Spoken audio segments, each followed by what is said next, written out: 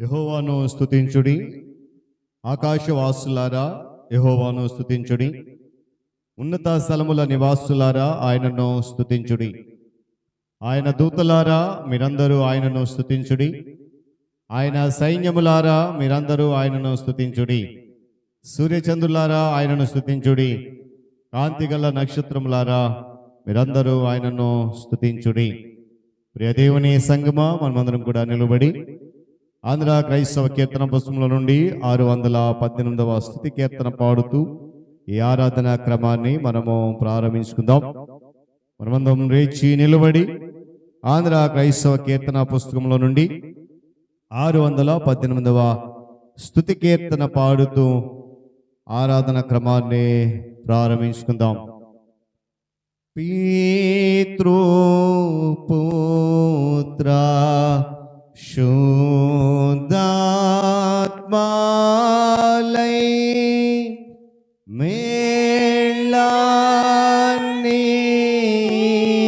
మేళానిచు దేవుని స్తుతించు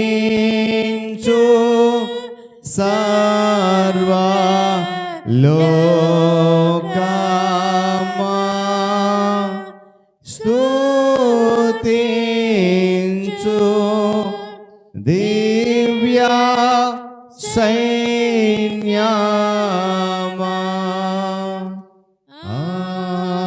ఆమేన్. సకలాశీర్వాదములకు కారణభూతుడును ప్రేమ నమ్మకము కలిగినటువంటి మా ప్రియ పరలోకపు తండ్రి, మీ ఘనమైన శ్రేష్టమైన పరిశుద్ధ నామం బట్టి కృతజ్ఞతాస్తుతులు చెల్లిస్తూ ఉన్నాం. నీ ఉచితమైన కృపను బట్టి, మీ అపారమైన ప్రేమను బట్టి నా తండ్రి, 5వ మాసములో 3వ పరిశుద్ధ దినమిటి రీతిగా నీ పాద సముఖములో మేము నిలబడడానికి, మిమ్మల్ని ఆరాధించడానికి, గణపరచడానికి మీరు ఇచ్చినటువంటి కృప కొరకై స్తోత్రాలు. నా తండ్రి, గడిచిన 17 దినాలు మా ఎడల, మా కుటుంబాల ఎడల, మా సంఘము పట్ల మీరు చూపించిన కృప కొరకాయ్, నడిపించిన విధానం కొరకాయ్, ఆయన ఇచ్చినటువంటి కాపుదల కొరకై కూడా కృతజ్ఞతలు చెల్లిస్తూ ఉన్నాం.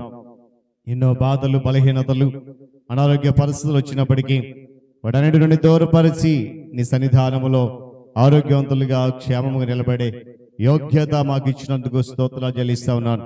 ఇదిగో నా ఆరాధన క్రమమును ప్రారంభించుకొని ఏదో వరకు పాటల ద్వారా మీ నామాన్ని కనపరచగలిగాం. ఇంకో తదుపరి ఆరాధన క్రమం వెళ్తుండగా మీరు మాతో నడిపించమని నీ కృపలో భద్రపరచని ప్రార్థిస్తూ ఉన్నాను. వాతావరణాన్ని, విద్యుత్తును మీ స్వాధీనం అందించుకునండి. ఆయన చేరవచ్చిన సంఘ బిడ్డలందరినీ జ్ఞాపకం చేసుకుని దేవునితో నింపి పంపించమని ప్రార్థన చేస్తున్నాను.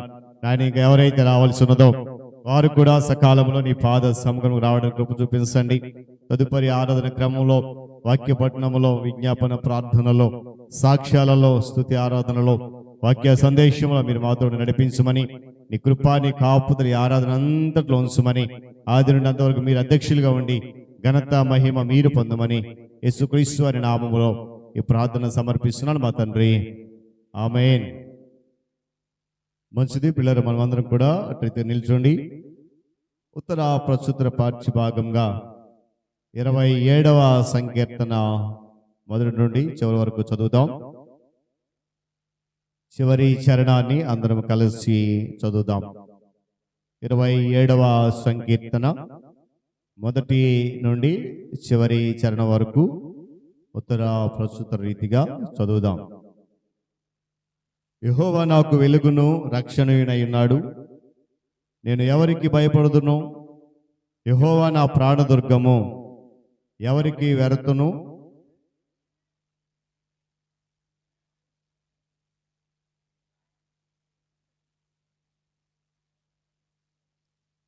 నాతో యుద్ధము చేయుటకు దండు దిగినను నా హృదయము భయపడదు. నా మీదికి యుద్ధము రేగినను దీనిలో నేను ధైర్యము విడవకుందును.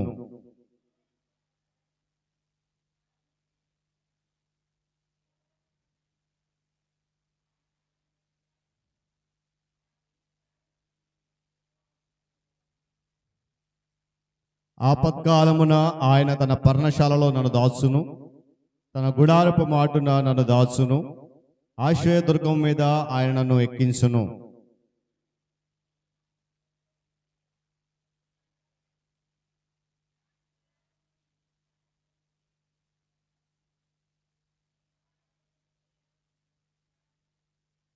యెహోవా, నేను కంఠధ్వని ఎత్తి నిన్ను ప్రార్థించినప్పుడు నా మనవి ఆలకింపుము, కరుణతో నాకు ఉత్తరమిమ్ము.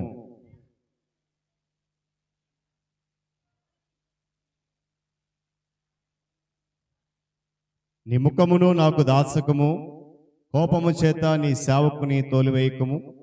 నా సహాయుడవు నీవే, రక్షణకర్తవగు నా దేవా, నన్ను దిగనాడకము, నన్ను విడువకుము.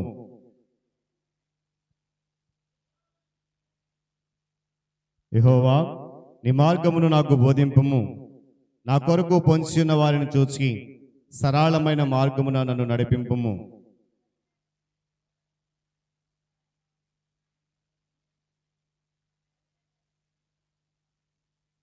సజీవుల దేశమున నేను యెహోవా దయను పొందుదునన్న నమ్మకము నాకు లేని ఎడల నేనేమవుదును. చివరి చరణం అందరం కలిసి చదువుదాం. యెహోవా కొరకు కనిపెట్టుకుని ఉండుము, ధైర్యము తెచ్చుకుని నీ హృదయమును నిబ్బరముగా నుంచుకొనుము. యెహోవా కొరకు కనిపెట్టుకుని ఉండుము. దేవుడు తన పరిశుద్ధ వాక్య భాగాన్ని మన కొరకు దీవించును గాక.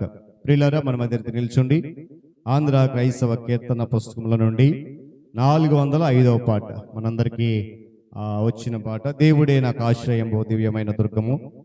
పల్లవి మొదటి 3 చరణాలు తిరిగి చివరి చరణం పాడదాం. గమనించాలి. పల్లవి మొదటి 3 చరణాలు తిరిగి 6వ చరణం.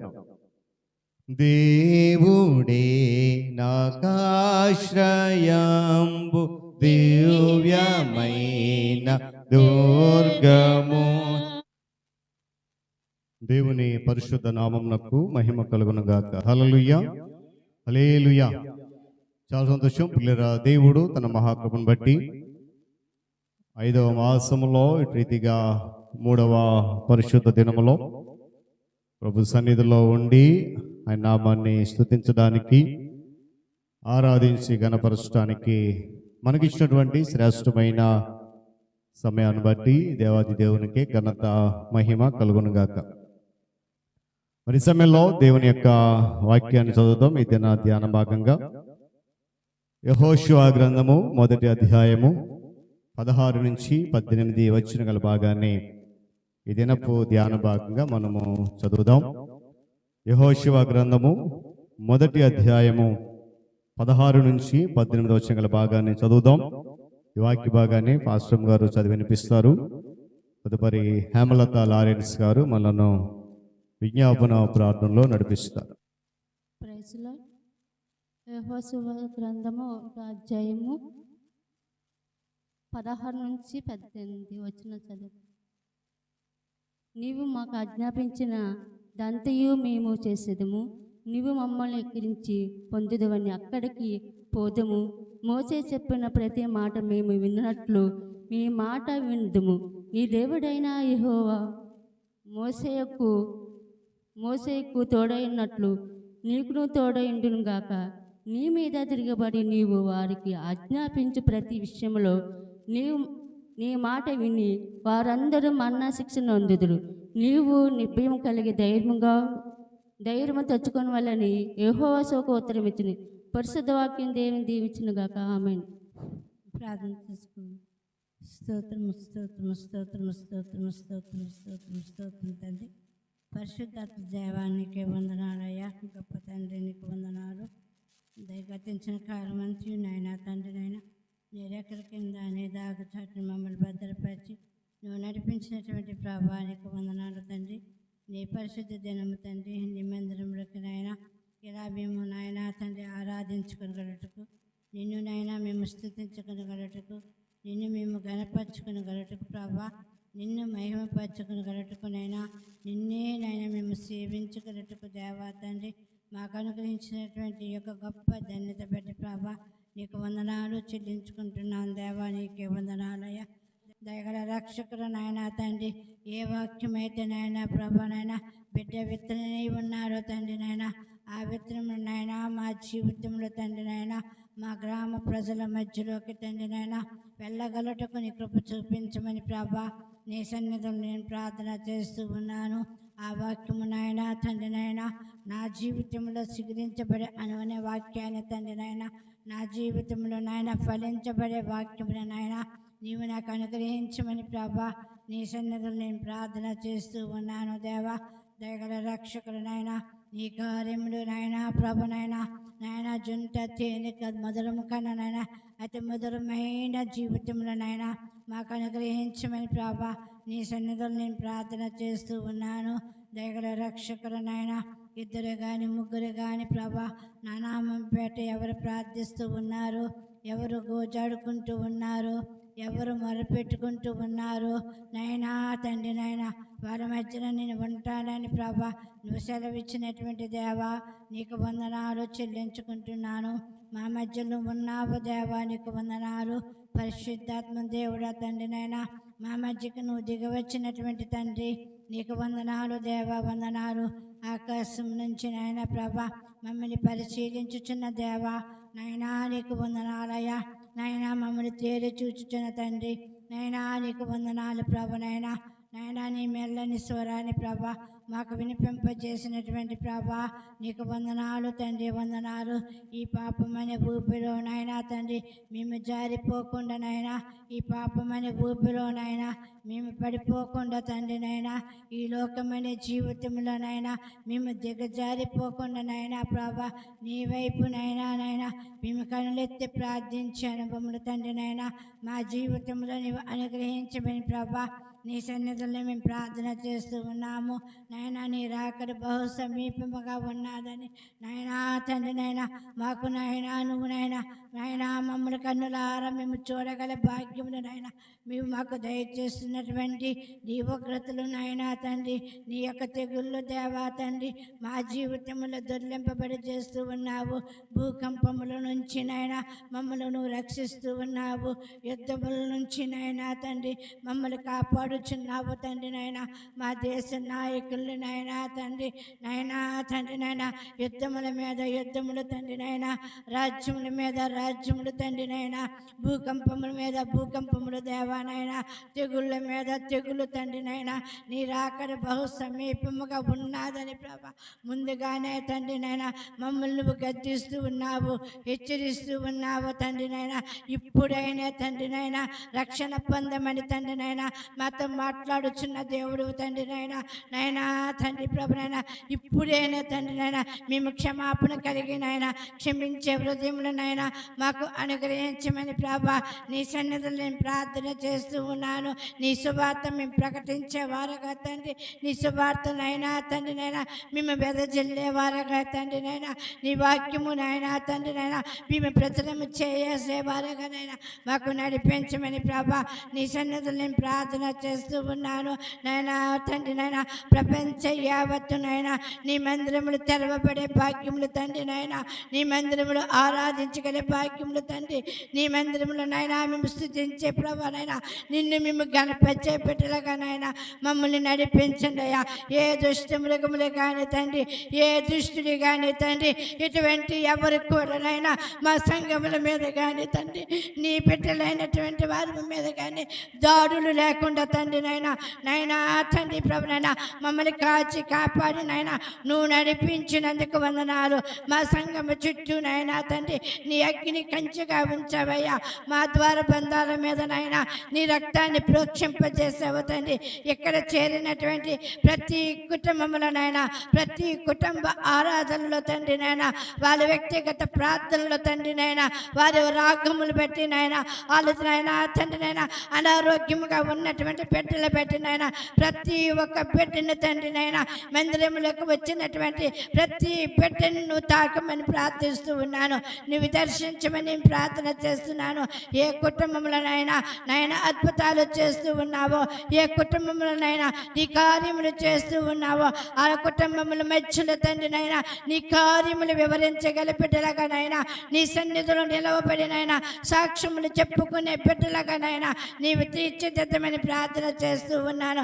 మరొకసారి దేవనైనా నైనా యాజకుని తండ్రినైనా నీ పాదముల దగ్గర నేను పెట్టుకున్నాను, నీ చేతులకు నేను అప్పు చెప్పుకున్నాను. ప్రతి ఒక్క మాట దేవా తండ్రి నా హృదయానికి తాకగల వాక్యము నాయన, నా హృదయానికి గద్దించగల వాక్యము తండ్రి, నా హృదయానికి తెచ్చే వాక్యమును నాయన నీవు నాతో మాట్లాడమని నేను ప్రార్థన చేస్తున్నాను.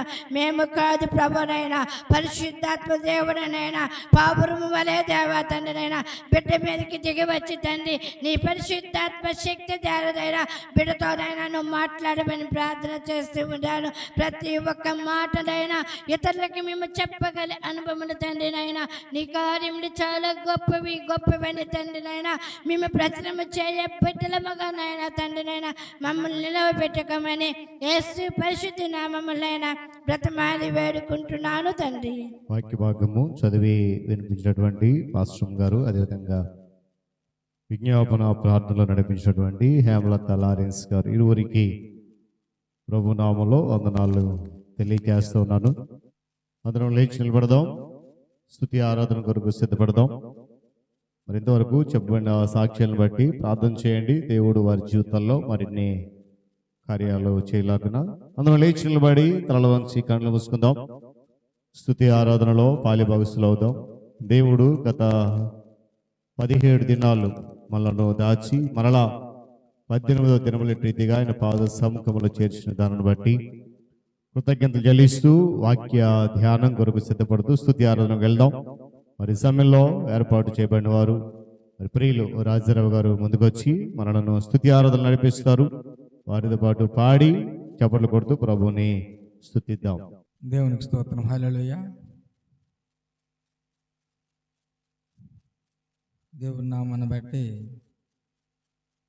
స్తుతారం చేసుకొని ఆయన గొప్ప శ్రేష్టమైనటువంటి ఆ దివ్యమైనటువంటి ఆ ఉన్నతమైనటువంటి మహానుభావుడికి కృతజ్ఞతాస్తుతులు సమర్పించి మరి ఈ యొక్క సమయాన్ని ఆయనకి ఇద్దాం. ఈ సమయంలో ఎవరం కూడా మౌనంగా ఉండకుండా ఆయన నిమిత్తమే మనకు చేసినటువంటి మేలుని జ్ఞాపకం చేసుకొని మన పట్ల చూపించిన విధేయతను బట్టి మనం గ్రహించి ఆయనకి ఈ పాట ద్వారా మన యొక్క ప్రార్థన ద్వారా మహిమ కలిగే విధంగా అందరం కూడా ఏక మనసుతో ఏకాత్మతో ఆయన సేవించాలని మనం చేస్తూ ఉన్నాను. అందరికీ తెలిసినటువంటి పాట అయినప్పటికీ కూడా దీంట్లో మంచి ప్రత్యేకమైన అర్థాలు ఉన్నాయి కనుక ఈ అర్థాలని మన హృదయాల్లో పదిలిపరుచుకొని ఈ అర్థవంతమైనటువంటి పాటలతో ఆయన మహిమపడదామని మనం చేస్తూ ఉన్నాను. నీతో సమమెవరు నీలా ప్రేమించేదెవరు,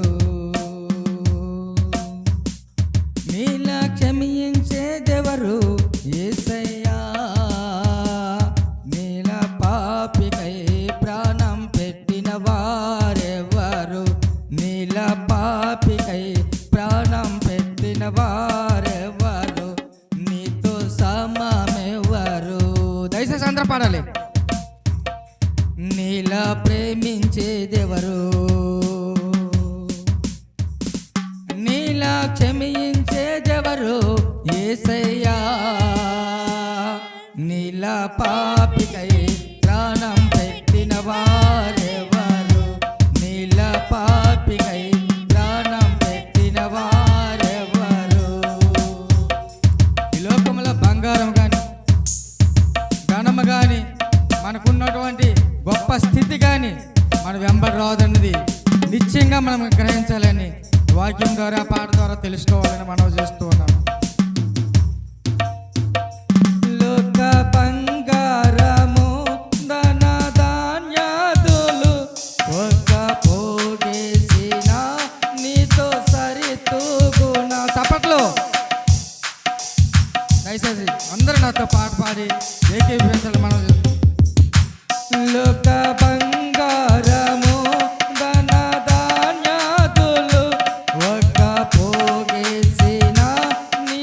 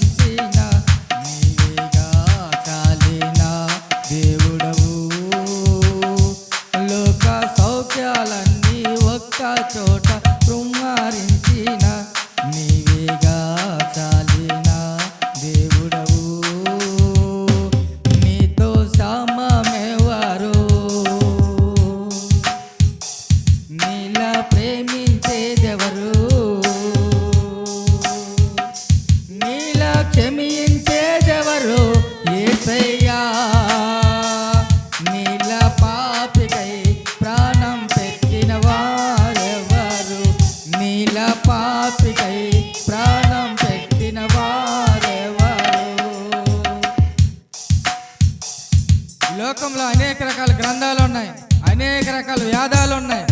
ఆ వేదాల్లో ఉన్నటువంటి గ్రంథాల్లో ఉన్న మహనీయులు అనేక మంది ఉండొచ్చు, కానీ గొప్ప దేవుడు, సర్వశక్తివంతుడు, ఏ పాపము ఎరగనటువంటి ఆ పవిత్ర పరిశుద్ధుడు ఈ లోకంలో మనల్నే కేవలం ప్రేమించి ఉన్నాడు. మనల్నే కేవలం ప్రేమించి తన హక్కును చేర్చుకుని అనుక్షణము క్షణక్షణం కూడా ఏ విషయంలో కూడా విన్నంటే ఉండి, ప్రతి విషయంలో విన్నంటూ ఉండి మనకు తోడుగా ఉండి నడిపిస్తున్నటువంటి ఆ గొప్ప దేవుడికి ఏమిచ్చి మనం రుణం తీర్చుకోగలం? దయచేసి పాటతో ఆయనకు మహింపరుద్దాం. పాలు వేదాలలో మత గ్రంథాలలో పాపమే సోకాని పరిశుద్ధుడేడి. పాలు వేదాలలో మత గ్రంథాలలో పాపమే సోకాని పరిశుద్ధుడేడి. పాప పరిహారము సిలువ మరణముంది తిరిగి లేచినట్టి దైవ తనయుడేడి. నీల పరిశుద్ధ దేవుడెవరున్నారయ్యా, నీవేగా మంచి దేవుడవు. అవును తండ్రి, నీల పరిశుద్ధ దేవుడెవరున్నారయ్యా, నీవేగా మంచి దేవుడవు. నేను సమమెవరు, నీలా ప్రేమించేదెవరు, నీలా క్షమించేదెవరు? యేసయ్యా, నీలా పాపికై ప్రాణం పెట్టేవారెవరు? నీలా పాపికై ప్రాణం పెట్టేవారెవరు? నీతో సమమెవరు, నీలా ప్రేమించేదెవరు?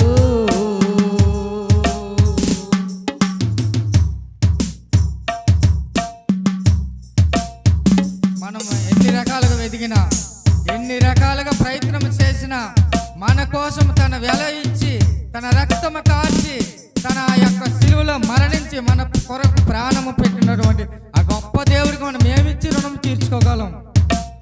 ఏమిచ్చి రుణం తీర్చుకోగలం? అందుకే ఆయన అన్నాడు, విరిగిన నలిగిన హృదయమే నాకు ఇష్టమైనటువంటిది బలి అనుకుంటే తెలియపరుచున్నాడు. కనుక ఆ బలి ఈ లోక బలుల కోసం ఆశపడట్లేదు, కానీ మన హృదయ మనస్సుని, మన హృదయ ఆలోచనని గ్రహించి ఆయన మార్గంలో నడిపింప చేయాలని ఆలోచన పడుతున్నటువంటి గొప్ప దివ్యమైన మూర్తికి మనం ఏమిచ్చి రుణం తీర్చుకోగలము? నేను వెదకకుండా నాకు దొరికితివి, నేను ప్రేమించిన నన్ను ప్రేమిస్తివి. నేను వెదకకుండా నాకు దొరికితివి, నేను ప్రేమించకుండా నన్ను ప్రేమిస్తివి. పలు గాయాలు చేసి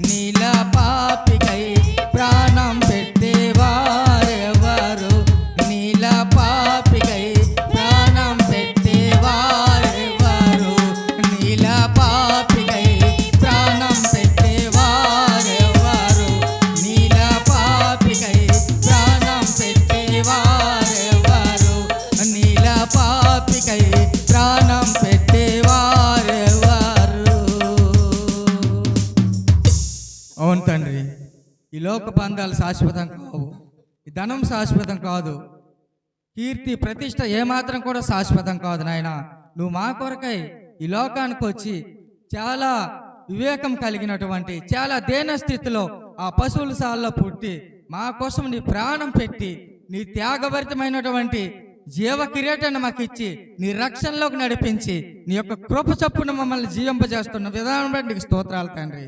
అనుక్షణం తల్లి మరిచిన, తండ్రి విడిచిన, తోట అన్నదమ్ములు విడిచిన, కుటుంబీకులు విడిచిన, సమస్తం ఏది దూరమైనా కానీ నువ్వు మాత్రం దూరం చేయకుండా అనుక్షణం రక్షిస్తూనే ఉన్నావు. మేము చేసిన ప్రతి ఒక్క పాపానికి కూడా నీ మీద వేసుకొని ఆ పవిత్రతను మాకు కొనసాగించిన ప్రభువా నీకే స్తోత్రాలు తండ్రి. దేవా నీకే వందనాలు నాయన. నాయన నీకే స్తోత్రాలు ప్రభువా. ఏమిచ్చి నీ రుణం తీర్చుకోగలం ప్రభువా. అసలు నిన్ను నమ్ముకోవడమే చాలా విశేషమైనటువంటి వ్యవహారం ప్రభువా. దేవా నీకే స్తోత్రాలు, నీకే వందనాలు ప్రభువా. నువ్వు నిజమైన దేవుడు అని ఎరుగుక అనేక మంది నాశన బాటలో నడుస్తున్నప్పటికి కూడా నీ ప్రేమ, కరుణ, జాలితో ప్రతి క్షణము ఏదో ఒక రూపాన వాళ్ళకి పరిచయం అవుతూ మా ద్వారా అనేకుల ద్వారా సువార్త తెలియపరుస్తూనే ఉన్నావు. అయినను ప్రభువా ఈ లోకము శాశ్వతం కాదు కానీ పరలోకం శాశ్వతం అన్నది నీ యొక్క హృదయ వాంఛ, నీ హృదయ తలంపు. నీ యొద్దకు రావాలని మమ్మల్ని అందరినీ నిర్మించి ఉన్నావు కనుక నీ సన్నిధికి వచ్చే యోగ్యత మేము కోల్పోకుండా ప్రభువా మమ్మల్ని రక్షించిన ఆయన. అనుక్షణము, దినదినము, క్షణక్షణము నీకు విరోధంగా జీవిస్తున్నప్పటికీ ఏ క్షణము, ఏ దినము, ఏ సమయం కూడా విడిచిపెట్టకుండా మమ్మల్ని అందరినీ రక్షించి నీ యొక్క ప్రతి మాటలో, నీ యొక్క ప్రతి ప్రవర్తనలో, నీ యొక్క ప్రతి అవసరతలో మమ్మల్ని వాడుకొని జ్ఞాపకం చేసుకుంటూ నడిపిస్తున్న విధానం బట్టి నీకు స్తోత్రాలు కనుక ప్రభువా. దేవా ఈ కొద్దిపాటి స్తుతారాధనలో నువ్వు మహిమ, ఘనత, ప్రభావాలు పొందాలని మరి నాతో పాటు నా సహోదరులందరూ ఏకీభవించి ఈ యొక్క పాటకు ఒత్తాస పాడి నిన్ను మహింపరచగలిగారనే సంతోషంతో నీ సన్నిధులు ఈ కొద్దిపాటి మాటలు దీవించాలని విన్నవించుకుంటున్నాను తండ్రి. అలాగే ప్రభువా ఈ సమయంలో సహోదరులు సెక్రటరీ గారు వచ్చి ఈ యొక్క స్తుతారాధన నిమిత్తమై ప్రార్థన చేయాలని మనం చేస్తున్నాను ప్రభువా.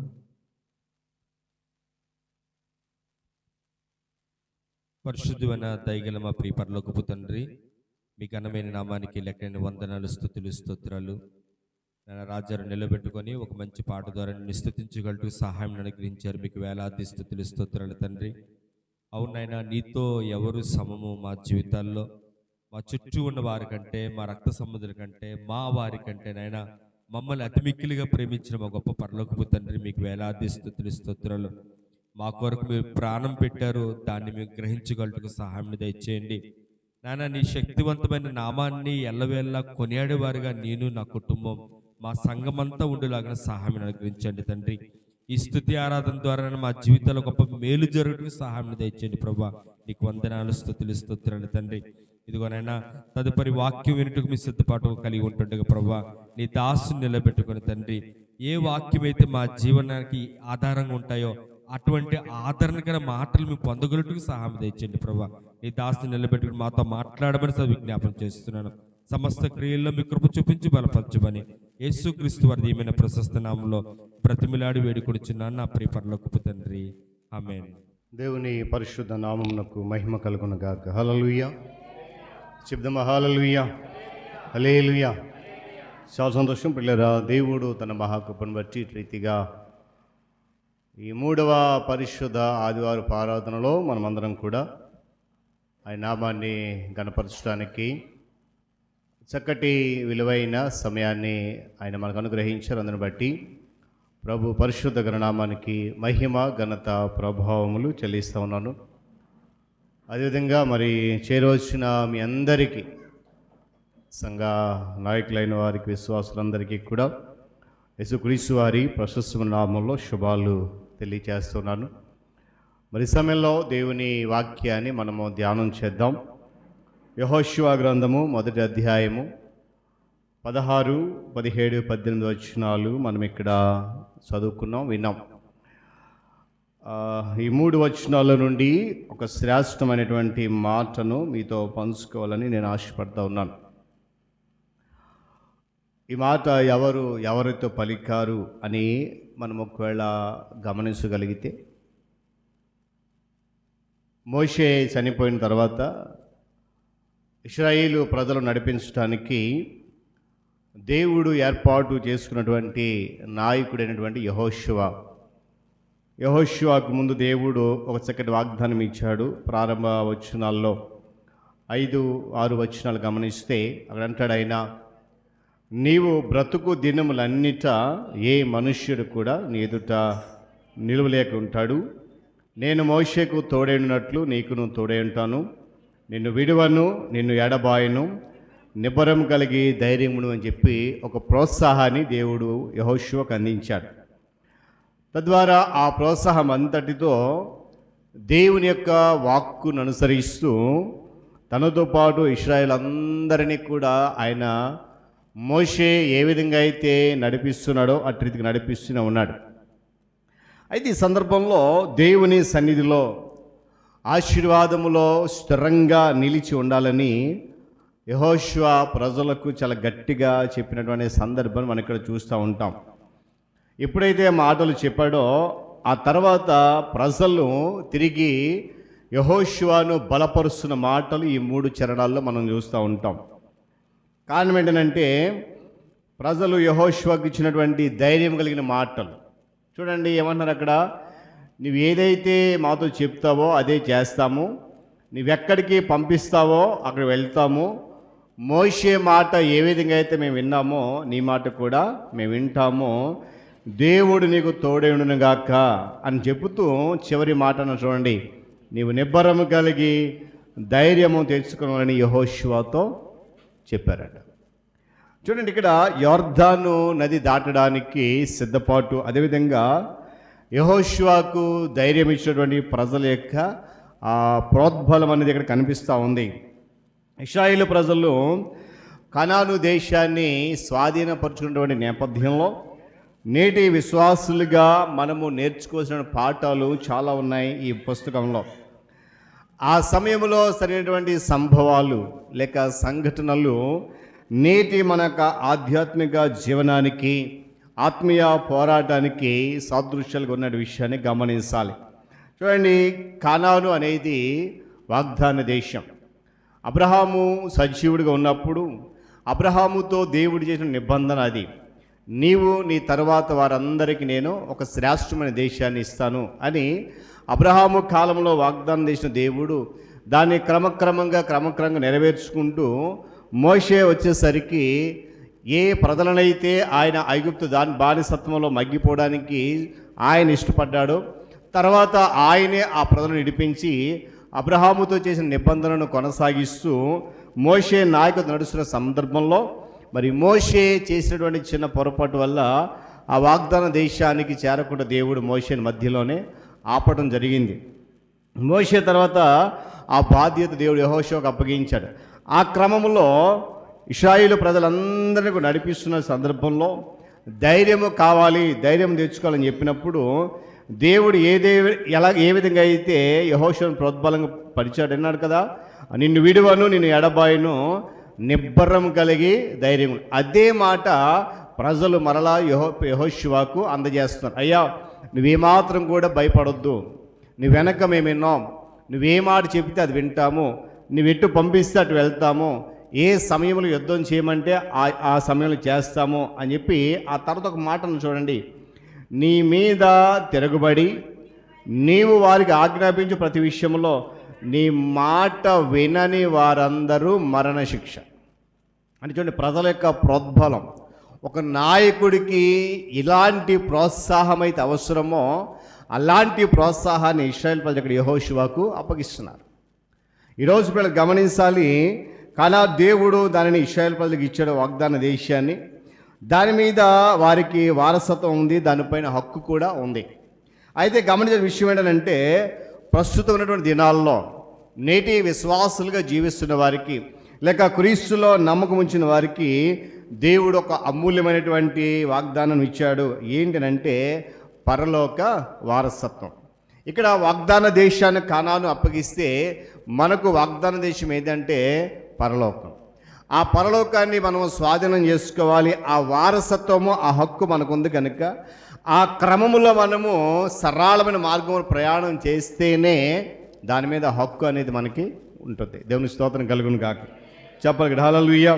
ఏమంటే దేవుడు మాకు ఇచ్చినటువంటి అమూల్యమైనటువంటి వాగ్దానం ఏంటంటే క్రీస్తులో జీవం ఇచ్చాడు దేవుడు. జాగ్రత్తగా గమనించాలి. అక్కడ ఒక మాట అన్నాడు యోహాను సువార్తలో, మీరు మరణములో నుండి జీవములోనికి దాటి ఉన్నారు. ఎవరి ద్వారా అంటే క్రీస్తు ద్వారా మరణములో నుండి జీవములోనికి దాటి. అంటే క్రీస్తులో ఉన్నటువంటి జీవం మనకు కూడా ఆయన అనుగ్రహిస్తాను అంటున్నాడు. అంతేకాకుండా దానికి చెందినటువంటి అనేక వాగ్దానాలు, క్రీస్తులో ఆధ్యాత్మికమైనటువంటి వారసత్వము, దానిని స్వాధీనపరుచుకొని అనుభవించే హక్కు నేటి విశ్వాసులుగా ప్రభు మనకి ఇచ్చాడు.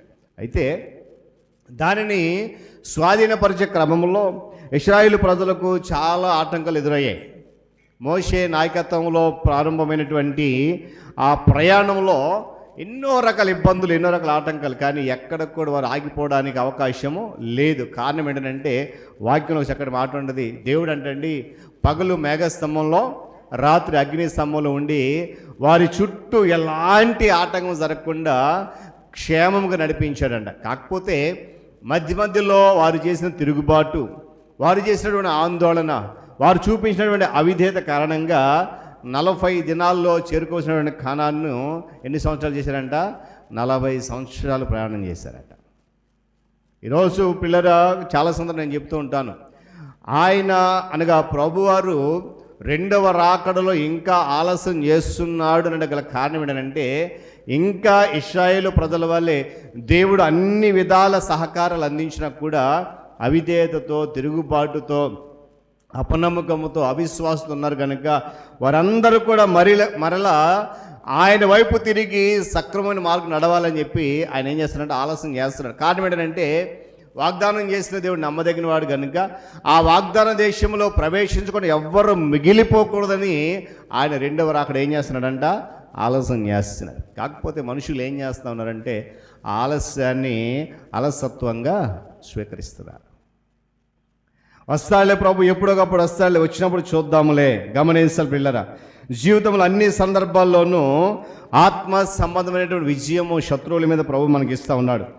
దేవుని యొక్క ఆత్మ సంపూర్ణత ఏమని తదితర దీవెనలు ఇచ్చాడు. అయితే కనాను ఇశ్రాయేలు ప్రజలకు ఎలాగో ఆనాడు దేవుని కృప ఎలాగైతే ఉందో నేటి విశ్వాసులకు మనకు కూడా పరలోకమైనటువంటి వాగ్దాన దేశము దేవుని కృప మూలంగానే ఇవ్వబడింది. ఎఫెసీ పత్రికలు అంటాడు, మీరు కృప ద్వారానే చెప్పాలి రక్షించబడ్డారు. దేవుని స్తోత్రం కలుగును గాక. చెప్పాలి కదా హల్లెలూయా. కృప ద్వారా మీరు రక్షించబడ్డారు అంటాడు. రెండోది ఏంటంటే ఇశ్రాయేలుకు వాగ్దానం చేసిన దానిని వారు వెళ్ళి సొంతం చేసుకోవాలట. దేవుడు మనకి పరలోకాన్ని వాగ్దానం చేశాడు. ఏమని? క్రీస్తునందు విశ్వాసం ఉంచిన ఏ ఒక్కడు కూడా నశించడు. చూద్దాం ఒకసారి మాట. యోహాను సువార్త 3వ అధ్యాయము 16వ వచనములో త్వరగా ముందుకు వెళ్ళిపోదాం. యోహాను సువార్త 3వ అధ్యాయం 16వ వచనంలో ప్రేమించెను. గమనించాలి ఈ మాట. తన అద్వితీయ కుమారునిగా పుట్టిన వాని యందు విశ్వాసముంచు ప్రతి వాడును నశింపక నిత్య జీవం పొందినట్లు ఆయనను అనుగ్రహించారు. ఏమండి? ఎవ్వరు కూడా నశించిపోవడం దేవుని చిత్తము కాదు. ఆయన ఎవరెవరికైతే పరలోక రాజ్యాన్ని వాగ్దానం చేశాడో వారందరూ కూడా అక్కడ ప్రవేశించాలి. అయితే ప్రవేశించాలంటే ఊరికైపోతుందా? అక్కడ ఉంది, తన అద్వితీయ కుమారుడిగా పుట్టిన వాని యందు విశ్వాసముంచు ప్రతివాడు. అంటే విశ్వాసం లేకపోతే వాగ్దాన దేశంలో చెప్పాలి చేరలేమండి. విశ్వాసం లేకపోతే వాగ్దాన దేశాన్ని స్వతంత్రించుకోలేము. క్రైస్తవ జీవితంలో విజయం అనేది చాలా మటుకు విశ్వాసముతో దేవుడి యొక్క వాగ్దానాల పైట లేక దేవుని వాగ్దానం సొంతం చేసుకునేటువంటి దానిపైనే ఎక్కువ ఆధారపడదు. అంటే ఆయన చేసిన వాగ్దానాన్ని ఎప్పుడైతే మనం నమ్మి చేతపట్టుకు ముందుకు నడుస్తామో తప్పకుండా విజయం అనేది సాధిస్తాం. ఆయన చేసిన వాగ్దానాన్ని ఏమాత్రం పట్టించుకోకుండా ఉంటే విజయం అనేది మనకు రాదనే విషయం కూడా జ్ఞాపకం చేస్తున్నాను. అంతేకాకుండా దేవుడిచ్చిన వాగ్దానాన్ని మనం ఏం చేయాలంటే స్వీకరించాలి. అది ఏదైనా సరే. కొన్ని సందర్భం అనుకుంటాం, వచ్చిన వాగ్దానం సరిగ్గా లేదనుకోండి, చాలా చిన్నబుచ్చుకుంటాం. ఇదేంటి దేవుడు ఇలాంటి వాగ్దానం ఇచ్చాడు నాకు. చూడండి, నేను నిన్ను ఆశీర్వదిస్తాను, లేదా నువ్వు భయపడకు, నీ తోడై ఉంటాను అనే వాగ్దానాలు వచ్చాయి అనుకోండి, మన ముఖం చాలా సంతోషంగా ఉంటుంది. నీకు శ్రమ కలుగును అని వాగ్దానం వచ్చింది అనుకోండి, సంతోషిస్తామా కదా? నువ్వు కష్టపడాలి, శ్రమ పడాలి అనేటువంటి వాగ్దానాలు వస్తే ఎవరికి దాన్ని స్వీకరించరు. ఒకవేళ తీసుకుంటే మళ్ళా తీసుకోలేమని చెప్పి మొహమాటం కొద్ది ఏం చేస్తారంటే దాన్ని బైబిల్లో దాచేస్తారు తప్ప వాగ్దానం బట్టి అసలు వారి జీవితం సంతోషమే ఉండదు. ఎందుకు ఈ మాట చెప్తానంటే, దేవుడు ఏ వాగ్దానం ఇచ్చినా కూడా దాన్ని మనం ఏం చేయాలంట? స్వీకరించాలి. అది సంతోషకరమైన, శ్రమైన, కష్టమైన. ఎందుకంటే ఆయన ఇచ్చాడనంటే ఆ వాగ్దానం కలిసి మన జీవితంలో నెరవేరుతుందంటే. ఈ సంవత్సరంలో శ్రమ పడాలి అని వాగ్దానం వచ్చిందనుకోండి, దేవుడు తప్పకుండా శ్రమ చూపిస్తాడు, అందులో ఎలాంటి సందేహం లేదు. నువ్వు భయపడకు, నిన్ను ఆశీర్వదిస్తాను అనుకోండి, ఈ సంవత్సరం అలాగే దేవుడు ఆశీర్వదిస్తాడు. ఎన్ని ఆటంకాలు వచ్చినా మనలో భయం అనేది రాదండి. నేను చెప్పగలుగుతాను ధైర్యంగా, ఎందుకంటే ఏ సంవత్సరం దేవుడు వాగ్దానం ఇచ్చినా అది ఖచ్చితంగా నా జీవితం నెరవేరుస్తున్నాడు దేవుడు. నేను ధైర్యంగా చెప్పగలను. ఎందుకంటే కొన్ని సందర్భాలు ఇప్పుడు నేను చెప్పాను కదా, శ్రమ కలుగును జాగ్రత్తగా ఉండము అనే వాగ్దానం సంవత్సరం నాకు వచ్చింది. నేను భయపడలేదు దాని గురించి. శ్రమ పడాలి, భయపడకు, జాగ్రత్తగా ఉండాలి ఆ వాగ్దానం బట్టి నేను చాలా కొంచెం ప్రారంభంలో కొంచెం చెప్పినట్టు చిన్నబుచ్చుకున్నా కూడా వెంటనే తేరుకున్నాను. నిజమే, దేవుడు ఎందుకు ఈ వాగ్దానం ఇచ్చినప్పుడు ఆ సంవత్సరం కొన్ని శ్రమలు అనేవి నా జీవితంలో రావడం జరిగింది. అయినా కూడా నేను ఎప్పుడు భయపడలేదు. ఎందుకు ఈ మాట చెప్తానంటే, దేవుడు చేసిన వాగ్దానం ప్రతిదాన్ని మనం ఏం చేయాలంట? స్వీకరించాలి. దేవుడి నుంచి వచ్చినటువంటి అనేక విషయాలు విశ్వాసులుగా మనం తీసుకొని వాటి కొరకు పోరాడి సొంతం చేసుకుని అనుభవించడానికి దేవుడు ఒక మార్గాన్ని సరళం చేశాడు. యెహోషువ గ్రంథంలో వాస్తవానికి మీరు ఎప్పుడైనా చదివేరు లేదు పూర్తిగా, అందులో 2 మాటలు కనిపించవు. చెప్పండి, యెహోషువ గ్రంథంలో 2 మాటలు కనిపించవు. బైబిల్ అంతట్లో కనిపిస్తాయి కానీ యెహోషువ గ్రంథంలో మాత్రం మాటలు కనిపించవు. ఆ 2 మాటలు ఏంటో తెలుసా? విశ్వాసము, నమ్మకం అనే మాట యెహోషువ గ్రంథంలో కనబడవు. మీరు ఇంటికి చదవండి, నా మాట అబద్ధమైతే. లేనప్పటికీ కూడా ఏమంటే ఇశ్రాయేలు వారు చేసిన సాహసాలన్నిటికీ పునాది ఏంటంటే దేవుని మీద వారి నమ్మకమే. దేవునికి స్తోత్రం కలుగును గాక. ఆ దేశాన్ని దేవుడు తమకు ఇచ్చాడని వారు నమ్మి ఉండకపోతే దాన్ని స్వాధీనపరచుకోవడానికి వారి ప్రయాణం కొనసాగేది కాదు. ఇది దేవుడు మాకు ఇచ్చాడు అని చెప్పి వారు నమ్మారు కనుకనే ఆ పట్టణము స్వాధీనపరచుకోవడానికి ఎదురొచ్చిన ఎన్ని శత్రువులు ఎంతమంది వచ్చినా జయించుకుంటూ వెళ్ళారే తప్ప ఆగిపోలేదు. అదేవిధంగా దేవుడు యెహోషువను మాకు నాయకుడిగా నియమించాడని వారు నమ్మి ఉండకపోతే యెహోషువను వారు ఎంత మాత్రం కూడా అనుసరించేవారు కాదు. నువ్వేంటయ్యా మాకు చెప్పేది? చూడండి, ఇర్మియా గ్రంథంలో కొన్ని సందర్భాలు మనం చదువుకున్నాం, ధ్యానం చేసుకున్నాం. ఇర్మియా ఇశ్రాయేలు ప్రజలు, యోధా ప్రజలకు ప్రకటిస్తే వెళ్ళినప్పుడు వాళ్ళన్న నువ్వెవడవయ్యా మాకు చెప్పడానికి? నువ్వు ఎక్కడి నుంచి వచ్చావు? అసలు నేను ఎవడు పంపించాడు? నీ మాట వినాల్సిన అవసరం మాకు లేదు అని చాలా హింసకు గురి చేసినా కూడా ఇర్మియా దేవునితో పోరాడాడు కానీ మనుషులతో పోరాడలేదు. కానీ ఇక్కడ ఇశ్రాయేలు ప్రజలు యెహోషువ తమకు నాయకుడిగా దేవుడు నియమించి నమ్మారు కనుకే యెహోషువను అనుసరించడం జరిగింది. ఒకవేళ దేవుని ఆదేశాల్లో వారికి నమ్మకం లేకపోతే, దేవుని నడిపించే మార్గంలో వారికి విశ్వాసం లేకపోతే వారు ఎలాంటి విజయము సాధించేవారు కాదు. అంత ఎత్తైనటువంటి బలమైనటువంటి ఎరుకో గోడలు వారు పడగొట్టగలిగేవారు కాదు. కానీ ఇదంతా కేవలము వారి సాహసానికి పునాది ఏంటంటే నమ్మకమే. గమనించాలి పిల్లలు, నమ్మకకు విజయానికి సంబంధం ఇప్పుడు నూతన నిబంధనలో చాలా స్పష్టంగా కనబడతా ఉంది. అయితే గమనించాలి, నమ్మకం ద్వారానే ప్రతి విశ్వాసికి బల ప్రభావాలు అనేవి వస్తాయి. నమ్మాలి, ప్రతిదీ దేవునిచ్చింది. ఏమండి, ఆ బలప్రభులు ఇచ్చే పరిశుద్ధాత్మను పొందుకుంటూ నమ్మకం వల్లనే ముందుకు సాగిపోగలము. నమ్మకం మూలంగానే మనం పోరాటాన్ని సాగించగలం. నమ్మకం వల్ల ఏది జరగదండి. అందుకే యేసుక్రీస్తు ప్రభువు చక్కటి మాట అన్నాడు, నమ్ముట నీ వల్ల అయితే సమస్తం సాధ్యమే. ఇశ్రాయేలు ప్రజలు కొన్ని సందర్భాలు నమ్మలేదు.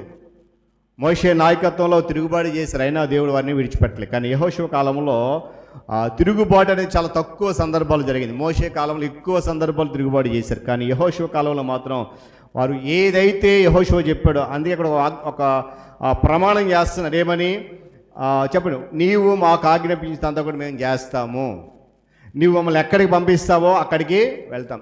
ఏమంటే ఈరోజు నేటి కాలం, నేటి ప్రస్తుత దినాల్లో చూసినప్పుడు క్రైస్తవ సంఘాల్లో కానీ సమాజంలో కానీ బయట కానీ ఒక నాయకుడిని అనుసరించేవారు, నీ మాట మేము వింటాము, నువ్వు ఎలా చెప్తే అలా నడుస్తాము, నువ్వు ఎలా పంపిస్తే అలా పంపిస్తామని చెప్పి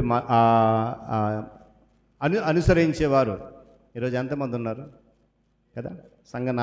సంఘాల్లో లేరు, సమాజంలో కూడా లేరు. నాయకుని అనుసరిస్తామనే మాటే కానీ ఆ అనుసరణ ఏమాత్రం కూడా కనబడట్లేదు నేటి దినాల్లో. నేను అంటాను, దేవుడు ఏర్పాటు చేసిన నాయకులను అనుసరించకపోతే ఏమండి అది వారి యొక్క అపజయమే కానీ విజయం ఏమాత్రం కూడా కాదు అనేది నాకు వాక్యం చెప్తున్నమాట. యెహోషువ కాలంలో ఇశ్రాయేలు ప్రజలకు తెలుసు, యెహోషువను దేవుడు ఏర్పాటు చేసిన నాయకుడు కనుక యెహోషువ మాట వినకపోతే, యెహోషువ వెంబడి నడిచి వెళ్ళకపోతే, యెహోషువ చెప్పినట్టు చేయకపోతే దేవుడు వాగ్దానం చేసిన దేశాన్ని మేము స్వాధీనము చేసుకోలేము అని నమ్మారు కనుక ఆ నాయకుడిని అనుసరించడం ప్రారంభించి ఈరోజు క్రైస్తవ సంఘాల్లో నాయకులను అనుసరించకే, నాయకుల మాట వెనకే సంఘాలలో అభివృద్ధి అనేది కనిపించడం విషయాన్ని కూడా మనం గమనించాలి. అందుకే మాట చెప్పాను నేను, మన నమ్మకం మూలంగానే ముందు కొనసాగిపోగలం, నమ్మకం మూలంగానే పోరాడగలం, నమ్మకం మూలంగానే విజయాన్ని సాధించగలం. ఇక మరొక మాట చూస్తే ఇశ్రాయేలుకు ఎదురించిన శత్రువులు, ఆ క్రమంలో యెహోషువ కాలంలో కూడా ఇశ్రాయేలుకు ఎదురించిన శత్రువులు చాలా బలమైన వారు, చాలా బలవంతులు. ఏమండి, ఇశ్రాయేలీలో ఏమాత్రం కూడా దేవుడు వాగ్దానం చేసిన కనాను దేశాన్ని స్వాధీనపరచుకోకూడదు అనేటువంటి ఆలోచన కలిగి ఒకటికి ఇద్దరు శత్రువులు అందరూ కూడా ఏకమై వెళ్ళేటువంటి ప్రయాణంలో చాలామంది ఏదేమైనా సరే ఈ జనాంగము ఆ దేశాన్ని స్వాధీనం చేసుకోకూడదు. కారణం ఏంటంటే ఒకవేళ ఆ కనాను దేశాన్ని కనుక వీళ్ళు స్వాధీనం చేసుకుంటే మరి మనమంతా కూడా ఇది మాత్రం కూడా వీళ్ళ ముందు నిలబడలేని చెప్పి ఏదేమైనా సరే వారు అటు దిశగా ప్రయాణము సాగించకూడదు, అడ్డుకోవాలని చెప్పి ఒక కృత నుంచిలో ఉన్నారు. కానీ దేవుడు వారందరి మీద వారికి విజయాన్ని అనుగ్రహించి అటువైపు ప్రయాణాన్ని సాగించడానికి అవకాశం ఇచ్చాడు. అదేవిధంగా మరి క్రీస్తు విశ్వాసులుగా ఉన్న మనము నేటి దినాలు గమనిస్తే మనకున్న శత్రువులు అంటండి ఆనాడు కనాను వారి కంటే కూడా బలవంతులంట. అప్పుడున్నవారు మహా బలవంతుల శత్రువులు, నేటి విశ్వాసులకు ఉన్నటువంటి శత్రువులు ఇంకా బలిష్టమైన వారు, చాలా ఏమండి మరింత పట్టుదల కలిగిన వారు. ఆ పట్టుదల ప్రస్తుతం ఇంకా పెరుగుతూ ఉంది. ఏదేమైనా సరే క్రైస్తవ్యాన్ని ఆపాలి, ఏదేమైనా సరే క్రీస్తు సువార్తను నిర్వీర్యం చేయాలి, ఏదేమైనా సరే దేవుని సువార్తకు ఆటంకాలు కలిగించాలి. కానీ నేను ఎప్పుడు ఒక మాట అనుకుంటూ ఉంటాను, మహా చక్రవర్తులే నేల రాలిపోయారు. దేవుని జోలికి వచ్చి దేవునికి ఆటంకం కలిగించి దేవుని పనికి అడ్డుకున్నటువంటి రాజులు, చక్రవర్తులు, శూరులు అనేక మంది నేల కూలిపోయారు. ఏమండి, ప్రస్తుతం నాయకులు ఏమాత్రం కూడా నిలబడలేరు. గమనించాలి. ఎందుకు మా చెప్తానంటే ఇప్పుడున్నటువంటి శత్రువుల పట్టుదల ఎక్కువ. ఈ శత్రువులు ఏం చేస్తారంటే చేతనైనంత మట్టుకు మనము పరమ స్థలాలకు చెందిన వాటిని పొందనీయకుండా అడ్డుపడతారండి. అంటే దేవుడు మనకిచ్చిన పరలోక రాజ్యం ఏదైతే ఉందో అటువైపు మనం ప్రయాణం చేస్తుంటే ఆ ప్రయాణాన్ని వారు ఎంత చేతనైతే అంత మట్టుకు ఏం చేస్తారంట, అడ్డుపడతా ఉంటారంట. అయితే ఆ శత్రువులు ఉన్నారు కనుక వారు యుద్ధం చేశారు అన్నాడు ఇశ్రాయేలు. ఈరోజు మనము కూడా ఏం చేయాలంట, యుద్ధం చేయాలి. అందుకే ఎఫెసీ పత్రికలు అంటాడు, మనం పోరాడునది శరీరాలతో కాదు కానీ ఆత్మ సంబంధమైనటువంటి మారుతో అంటాడు. దేవునికి స్తోత్రం కలుగును గాక. చెప్పలకి హల్లెలూయా. ఏమండి చూడండి, ఆనాడు ఇశ్రాయేల్ ప్రజలు యుద్ధం చేసేటప్పుడు మాకేం పట్టదులే, మాకు అవసరం లేదులే, యెహోషువ ఒక్కడే యుద్ధం చేస్తాడులే అని కూర్చుంటే భవిష్యత్ చాలా నష్టం కలిగేది. ఇప్పటి విశ్వాసులు కూడా మనం యుద్ధ రంగంలో ఉన్నాం. ఇది మనకు ఇష్టం ఉన్నా లేకపోయినా యుద్ధం చేయాల్సిందే. అందులో ఏ ఒక్కరు యుద్ధం చేస్తే అందరికి గెలుపు రాదండి. ఇప్పుడున్నటువంటి విశ్వాసులుగా మనము ఉన్నటువంటి యుద్ధ రంగంలో ఎవరు యుద్ధం చేస్తే వారికే విజయం. ఒక్కరు యుద్ధం చేస్తే అందరి విశ్వాసులకు విజయము రాదు. ఎవరి యుద్ధం వాళ్ళు చేయాలంతే. ఎవరి విశ్వాసాన్ని వాళ్ళు కాపాడుకోవాలి, ఎవరి ఆత్మీయ జీవితాన్ని వారు బలపరుచుకోవాలి. వారికి ఇష్టమున్నా లేకపోయిన యుద్ధంలో పాల్గొని, యుద్ధము ఆత్మ సంబంధమైంది. మందగొడిగా ఉంటే ముందే మనం ఓటమిని అంగీకరించినట్లే. ఆత్మ సంబంధ యుద్ధ రంగంలో మందగొడిగా ఉండకూడదు. ఆనాడు ఇశ్రాయేలు ప్రజలను యెహోషువ నింపినటువంటి ప్రోత్సాహం, యెహోషువకు ప్రజలు ఇచ్చిన ధైర్యము అనేక మంది శత్రువులను నెలకొల్చడానికి సహాయపడింది. మరి రోజు దేవుని బిడ్డలుగా, విశ్వాసులుగా దేవుడు మన కొరకు ఏర్పాటు చేసిన నాయకులకు మనం ఎటువంటి ప్రోత్సాహాన్ని ఇవ్వగలుగుతాం ఏంటంటిది ఒకసారి మనం ఆలోచన చేయాలి. చూడండి, మనము వారసత్వం పొందాలంటే ఏమండి దేవుడు మన కోసం నియమించిన నాయకుని తప్పనిసరిగా అనుసరించాం. నేను ఒక మాట చెప్తాను, గడిచిన దినాల్లో కూడా ఒక మాట చెప్పాను. దేవుడు ఏర్పాటు చేసిన నాయకులు ఎవరైతే ఉన్నారో వారి మాట మనము వినాలి, ఖచ్చితంగా వారిని అనుసరించాలి. బైబిల్ ఉంది, నా మాట కాదు. ఒకవేళ దేవుడు అప్పగించిన పనిని వారు సక్రమంగా చేయకపోతే దేవుడు ఒక్కి వారే లెక్కప్పు చెప్తారు. ఎవరైతే నాయకులు ఉన్నారో వారే. ఎందుకంటే దేవుని మార్గాన్ని అనుసరించలేని నాయకుని అనుసరించేది ఈ సంఘానికి నష్టమే కానీ లాభం ఉండదు. యెహోషువను అనుసరించడం అనేది వారికి లాభకరం అని నమ్మారు కనుక ఏమండి, ఆ వారసత్వం పొందాలంటే ఖచ్చితంగా మరి నాయకుని అనుసరించాలి. ఆ నాయకుడు యెహోషువ అని చెప్పి వారు గమనించాలి. ఇప్పటి విశ్వాసులకు కూడా దేవుడు వారికి నియమించినటువంటి నాయకులను ఏం చేయాలంట? అనుసరించాలి. మనందరి ప్రధాన నాయకుడు యేసుక్రీస్తు ప్రభువారు. ఆయన ద్వారా సంఘానికి ఏర్పాటు చేసిన నాయకులను మనం ఏం చేయాలంట? అనుసరించాలి. చూడండి, యెహోషువ అంటే అర్థం ఏంటంటే యెహోషువ రక్షిస్తాడని అర్థం. నూతన నిబంధనలో గ్రీక్ భాషలో ఆ పేరు యేసు అని అయ్యింది. గమనించాలి. ఆనాడు యెహోషువ నాయకుడిగా ఉంటే ఈనాటి విశ్వాసులకు యేసుక్రీస్తు ప్రభువారు నాయకుడిగా ఉన్నాడు. ఆ నాయకుని ఏం చేయాలంట? అనుసరించాలి. ఆ నాయకుడు మనల్ని ఏం చేస్తాడంటే మహిమలోనికి నడిపిస్తాడు. యెహోషువ నాయకుడిగా ఇశ్రాయేలు ప్రజలను కనాను దేశానికి నడిపిస్తే యేసుక్రీస్తు ప్రభువారు అనే నాయకుడు మనల్ని ఏం చేస్తాడంట? మహిమలోనికి నడిపిస్తాడు. ఆయన వెంబడించాలి అనే విషయాన్ని గమనిస్తాను. ఎందుకంటే జీవిత యుద్ధంలో మనము ఒక సైన్యాధిపతి క్రీస్తును అనుసరించకపోతే ఆ యుద్ధ రంగంలో మనం ఓడిపోతాం. ఒకవేళ ఓడిపోయాం అనుకోండి, ఎక్కడుంటాం మనకు తెలుసు కదా. విజయము సాధిస్తేనే అని అంటాడు కదా, జయించిన వారిని నాతో పాటు చెప్పాలి జయించిన వారిని నాతో పాటు సింహాసనం మీద కూర్చుండని ఇస్తానంటాడు. నేను అందుకే మాట చెప్పాను, ఇప్పుడున్న విశ్వాసులుగా ఏదో ఒక్కరు యుద్ధం చేస్తే అందరికి విజయము రాదు. ఎవరైతే యుద్ధం చేసి యుద్ధములు విజయం సాధిస్తారు వారే ఎక్కడ ఉంటారంట? ప్రభువుతో పాటు యుగయుగాలు సంతోషిస్తూ ఆయన సింహాసనం దగ్గర ఉంటారు. సరేలే, మా ఇంట్లో మా యజమాని చేస్తున్నాను నేను కూర్చుంటానని భార్య ఉంటే సరిపోదు. సరే, నా భార్య యుద్ధం చేస్తుంది అని చెప్పి భర్త కూర్చుంటే సరిపోదు. తల్లిదండ్రులు యుద్ధం చేస్తున్నారని చెప్పి పిల్లలు యుద్ధం చేయకుండా ఉంటే సరిపోదు. ఎవరికి వారే ఈ ఆత్మ సంబంధ యుద్ధంలో పోరాటం చేయాలి. కారణం ఏంటి తెలుసా? ఏ ఒక్కరి ద్వారా అయినా సరే అపవాది ఈ విజయాన్ని అడ్డుకుంటాడు. భార్య యుద్ధం చేస్తూ ఉంది అనుకోండి, భర్త ద్వారా అడ్డుకుంటాడు. భర్త చేస్తున్నాడు అనుకోండి, భార్య ద్వారా అడ్డుకుంటాడు. భార్య భర్తలు ఇద్దరు చేస్తున్నాడు అనుకోండి, పిల్లల ద్వారా అడ్డుకుంటాడు. ఇలాంటి ప్రయోగాలు ఎన్నో చేస్తాం కనుక అందుకే మాట అన్నాడు, ఎవరికి వారే ఆత్మ సంబంధ యుద్ధ రంగంలో ఏం చేయాలంట? పోరాడాలి. ఎవరైతే జయిస్తారో విజయం సాధిస్తారో వారు మాత్రమే ఎక్కడ ఉంటారు? నిత్యరాజ్యంలో ఉంటారు. విషయాన్ని గమనించాలి. చూడండి, కణాలలో విజయ సాధనకు ఇశ్రాయేలు వారికి కొన్ని లక్షణాలు చాలా అవసరమయ్యాయి.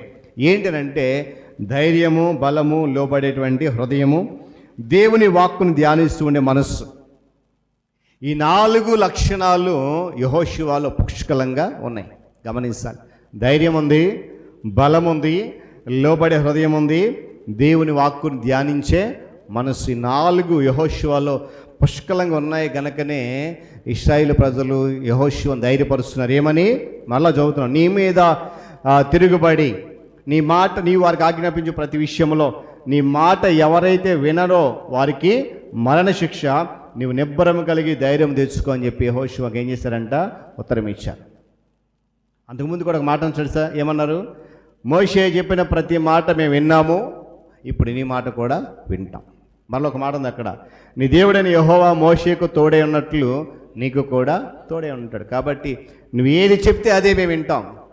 నేనంటాను, ఈ రాడు సంఘాలు తమ కొరకు ఏర్పడిన నాయకులను ఆ విధంగా అనుసరిస్తే ప్రతి సంఘం కూడా ఉజ్జీవంగా ఎదుగుతుంది.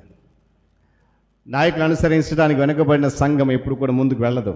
అయితే గమనించాలి, ఆ నాయకుల్లో ఏముండాలంట? ధైర్యం ఉండాలి, బలం ఉండాలి, లోబడే హృదయం ఉండాలి, దేవుని వాక్కుని ధ్యానిస్తుండే మనస్సు కావాలి. నాయకునికి ఉండాలి, నాయకుని అనుసరించే ప్రజలకు కూడా ఈ 4 లక్షణాలు పుష్కలంగా ఉండాలి. ఎందుకో తెలుసా?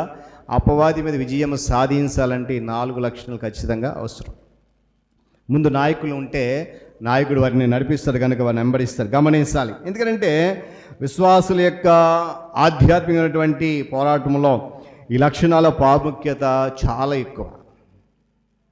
అపవాది మనకంటే బలమైన వాడండి, అపవాది మనకంటే ధైర్యవంతుడు. గమనించాలి. కనుక ఈ ధైర్యము బలము మనకు రావాలి అంటే, అపవాదిని మించిన ధైర్యం బలము రావాలంటే మనకు కావాల్సిన ఏంటంటే దేవునికి లోబడే హృదయం కావాలి. దేవుని వాక్కుని అనుక్షణము ధ్యానించే మనస్సు కావాలి. ఈ రెండు విషయాల్లో మనం ముందు ఉంటే దేవుడు తప్పనిసరిగా ఆ ధైర్యాన్ని, బలాన్ని మనకు అనుగ్రహిస్తాడు. ఈ లోబడే తత్వము, దేవుని వాక్కుని ధ్యానించే మనస్సు లేకపోతే ఏమండి మనము విజయాన్ని అందుకోలేం. గమనించాలి. చూడండి, దేవుడు ఇశ్రాయేలు వారికి విజయాన్ని ఇస్తాను వాగ్దానం చేశాడు. నేడు విశ్వాస విషయంలో కూడా దేవుడు వాగ్దానం చేశాడు. ఏమని? నాతో పాటు నిత్య జీవంలో ఉంటారని. దేవుడు ఇశ్రాయేలు వారికి విడిచిపెట్టకుండా ఎప్పుడు కూడా వారితోనే ఉండి వారిని వెనక నడిపించుకుంటూ ఉన్నాడు. వారి విజయ యొక్క రహస్యం అదే. నేడు కూడా విశ్వాసులకు ప్రభు వారు ఏమన్నాడు? వెళ్ళిపోతూ ఒక మాట అన్నాడు. ఆయన ఏమన్నాడు చెప్పండి? నేను వెళ్ళిపోతున్నాను, మీకు చెప్పాలి, ఎవరిని ఇస్తాను అన్నాడు? ఆదరణక. దేవుని స్తోత్రం కలుగును గాక. నేను వెళ్ళిపోతున్నాను, నా తర్వాత మేము నడిపించడానికి ఎవరు వస్తారు? ఆదరణకర్త. ఈనాడు కృపాకాలములో మనం నడిపించబడుతున్నాము ఆదరణకర్త యొక్క నాయకత్వం. గమనించాలి. చూడండి, ఆనాడు ఇశ్రాయేలు ప్రజలకు విజయ రహస్యం అదే అయితే ఈనాడు పరిశుద్ధాత్మ దేవుని యొక్క సహాయం నడిపింపులో పరమరాజ్యాన్ని స్వతంత్రించుకునే విజయ రహస్యం కూడా మనకుంది.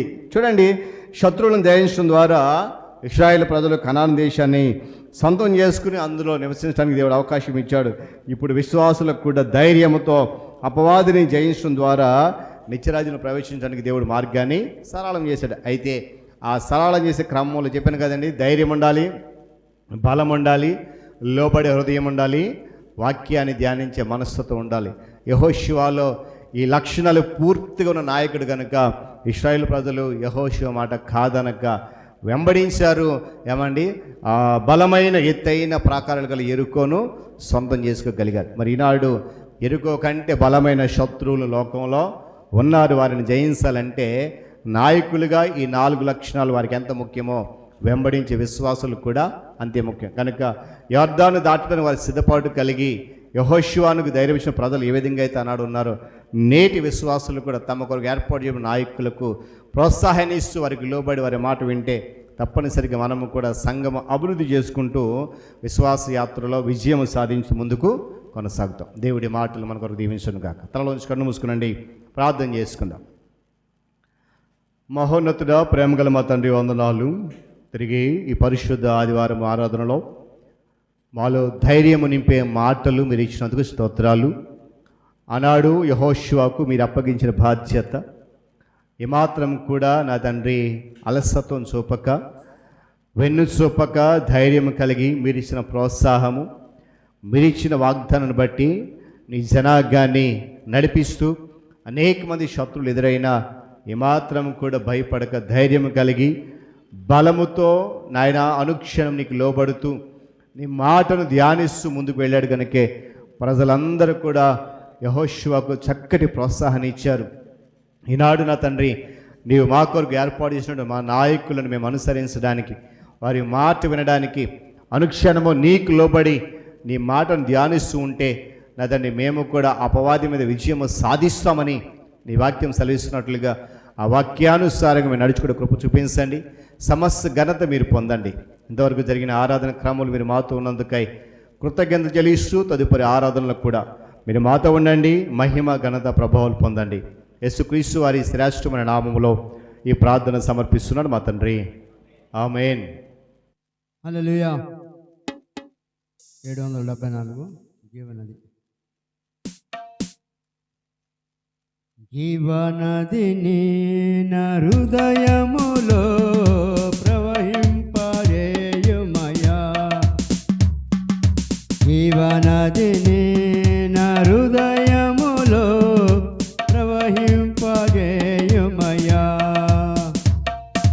శరీర క్రియలనియు నాలో నశింపజేయుమయా.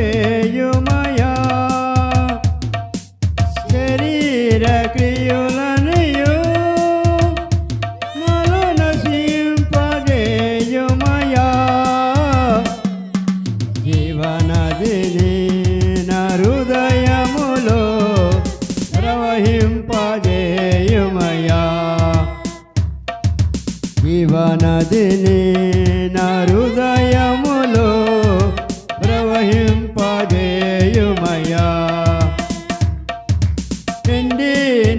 ఎముకలన్నయు తిరిగి జీవింపజేయుమయా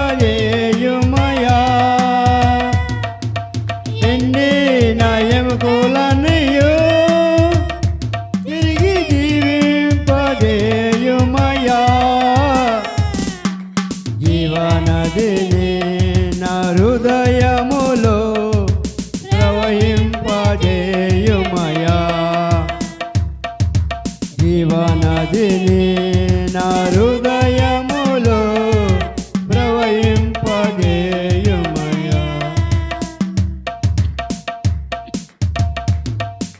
బలహీన సమయములో నీ బలము ప్రసాదించుమా బలహీన సమయములో నీ బలము ప్రసాదించుము జీవనదిని నా హృదయములో ప్రవహింపజేయుమయా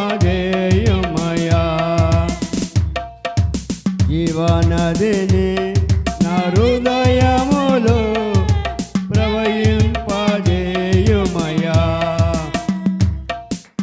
ఆత్మీయ వరములతో నన్ను అభిషేకం చేయుమయా ఆత్మీయ వరములతో నన్ను అభిషేకం చేయుమయా జీవనదిని నా హృదయములో ప్రవహింపజేయుమయా జీవనదిని నా హృదయములో ప్రవహింపజేయుమయా కష్టాలలో ఉండగా మా కన్నీరు తుడువుమయా కష్టాలలో ఉండగా మా కన్నీరు తుడువుమయా జీవనదిని మా హృదయములో ప్రవహింపజేయుమయా జీవనదిని నా హృదయములో ప్రవహింపజేయుమయా దురాత్మ శక్తులపై నాకు విజయము నీయుమయా దురాత్మ శక్తులపై నాకు విజయము నీయుమయా జీవనదిని నా హృదయములో ప్రవహింపజేయుమయా జీవనదిని నా హృదయములో ప్రవహింపజేయుమయా హల్లెలూయా దేవుని నామానికి వందనాలు చెల్లిస్తూ మరి మొట్టమొదటిగా ఈ మన దైవజనులు పిలిపయ్య గారు మరి 4 విషయాలు చాలా చక్కనైన వాక్యాన్ని అందించారు యెషయా గ్రంథం నుండి మరి ఆ వాక్యం కూడా చాలా విశ్వాసము నమ్మకం మరి ఆ గ్రంథంలో కనబట్టలేదన్నారు నిజమేనండి కనబట్టలేదండి విశ్వాసము నమ్మకం మరి ఒక్కొక్క పాస్టర్ గారు ఒక్కొక్కసారి ఒక్కొక్క వాక్యం చెప్తుంటే నిజంగా మన పాస్టర్ గారు వాక్యం వింటుంటే లోతైన మర్మాలు గ్రంథాల్లో నుండి మనం తెలుసుకుంటున్నాం ఆయనకి మనం సంఘం తరపు నుండి వందనాలు తెలియజేస్తూ ఉన్నాను మరి సంఘ ప్రెసిడెంట్ గారు క్యాంపులో ఉన్నారు మరి వారి కోసం ప్రార్థన చేద్దాం అదేవిధంగా మంగళవారం యథావిధిగా సాయంకాలం ప్రార్థన ఉంటుంది దయచేసి గమనించండి శుక్రవారం యథావిధిగా మన సంఘంలో 6 గంటలకి మరి ఉపవాస ప్రార్థన ఉంటుంది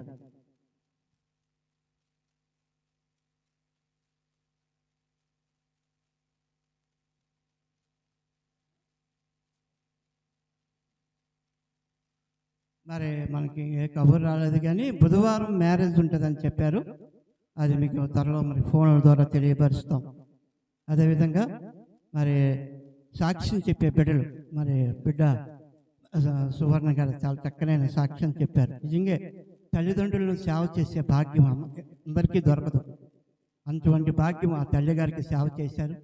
చక్కగా ఆపరేషన్ చేయించారు.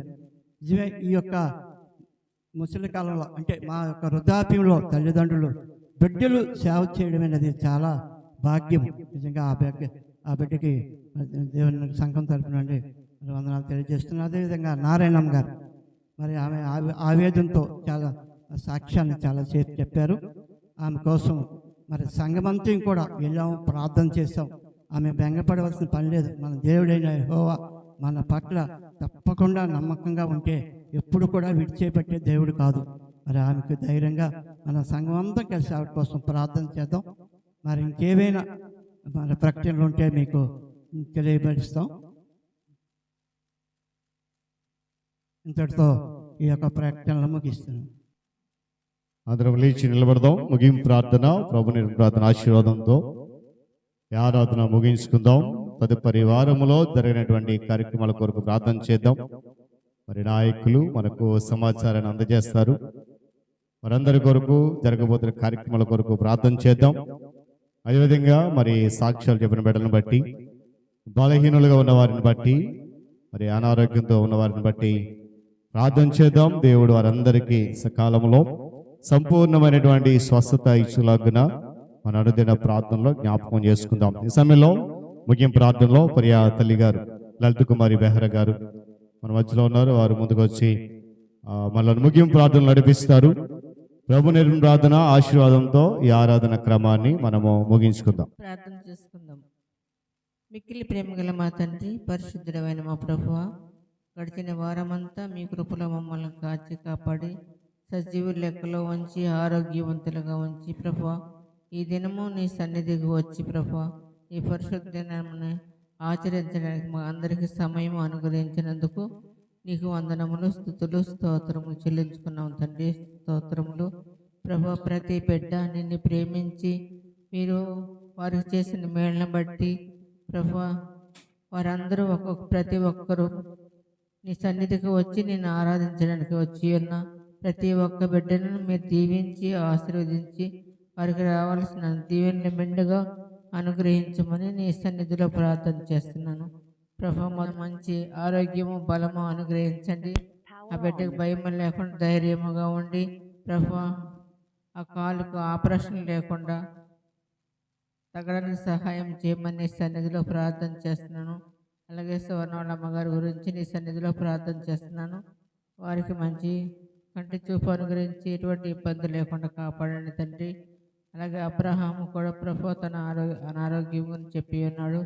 ఆ బిడ్డని మీరు ఎంతగానో కాచి కాపాడుతున్నారు. ప్రతి దినము నీవు ఆ బిడ్డను రక్షిస్తున్నావు. నీకు వందనములు, స్తుతులు, స్తోత్రములు ప్రభు. వినే వాక్యాన్ని మా హృదయంలో ఉంచుకొని దాన్ని ధ్యానించుకుంటూ ప్రభు మేము అనుదినము ధ్యానంలో ఉండే భాగ్యం అనుగ్రహించండి ప్రభు. నీ చిత్తమైతే మరి ఒకసారి ఈ సన్నిధికి వచ్చి నిన్ను ప్రేమించి నిన్ను స్తుతించి ఆరాధించి బిడ్డలుగా మమ్మల్ని కాపాడమని, ఈ దినదేవులు మాతో మమ్మల్ని కాపాడమని మా ప్రభువును నీ ప్రియకుమారుడని యేసయ్య ద్వారా మిక్కిలి వినయపూర్వకంగా బ్రతిమలాడి వేడుకొనుచున్నాను తండ్రి. ఆమేన్. పరలోకమందున మా తండ్రి, నీ నామము పరిశుద్ధపరచబడును గాక, నీ రాజ్యం వచ్చును గాక, నీ చిత్తము పరలోకమందు నెరవేర్చినట్లు భూమి యందు నెరవేరును గాక. మాకు కావలసిన ఆహారము నేడు మాకు దయచేయము. మనసులను మేము క్షమించిన ప్రకారం మనల్ని క్షమించు. మమ్మల్ని శోధనలు తెక్క దుష్టులను తప్పించము. ఎందుకంటే రాజ్యము, బలము, మహిమ నిరంతరము నీవైనవి మా తండ్రి. ఆమేన్. పరమ తండ్రి అయిన దేవుని ప్రేమ, రక్షకుడైన యేసయ్య కృప, పరిశుద్ధాత్మదేవుని సహవాసము, ఆయన సన్నిధి కాపుదల చేరవచ్చిన మనకు, మన కుటుంబాలకు, సంఘానికి, సకల పరిశుద్ధులకు ఆయన రాకడ వరకు తోడేండి నడిపించును గాక. ఆమేన్.